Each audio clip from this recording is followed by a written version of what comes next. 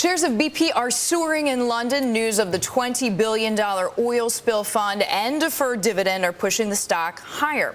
Shareholder Colin McLean from SVM Asset Management is unimpressed. Colin is joining us now from London. Colin, glad to have you with us. As a shareholder, you have to be happy with this 8% gain in London today. The stock, though, is still down more than 40% since the explosion. Would you buy more stock, or are you considering today a selling opportunity? I think if the stock recovers much further, we'll certainly be looking to sell, because this deal has not brought a closure for BP.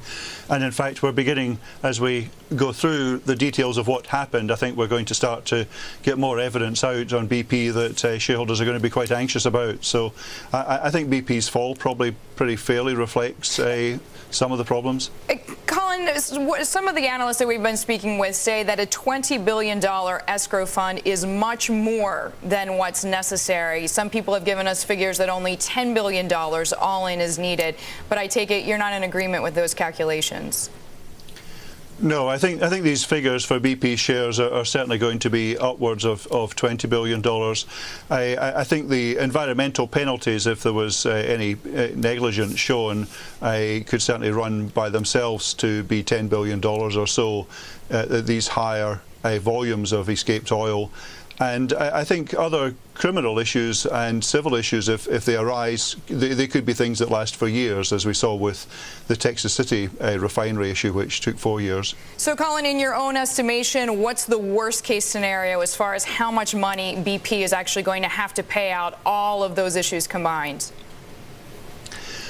I think the worst case could well be up to $40 billion, but I think the worst case is not just penalties, it's what actually happens to growth and income streams. The US was a very big part of BP's growth plans. The Gulf had lots of drilling plans, it was a large part of its cash flows, and if there's any question of loss of licenses or further delays in that, I think BP could start to lose some earnings power as well as actually lose cash. So you feel like the brand has been irrevocably damaged, and as you mentioned, its business longer term threatened, at least from the U.S. goes. You've made some comments in the past as well about leadership. Tony Hayward, you said he's done an awful job.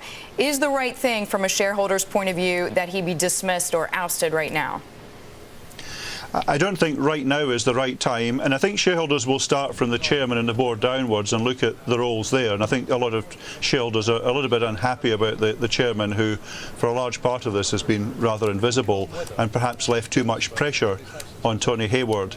But I think for the chief executive, he has lost the dividend for investors, which was a very big thing for many investors as a high-yielding stock.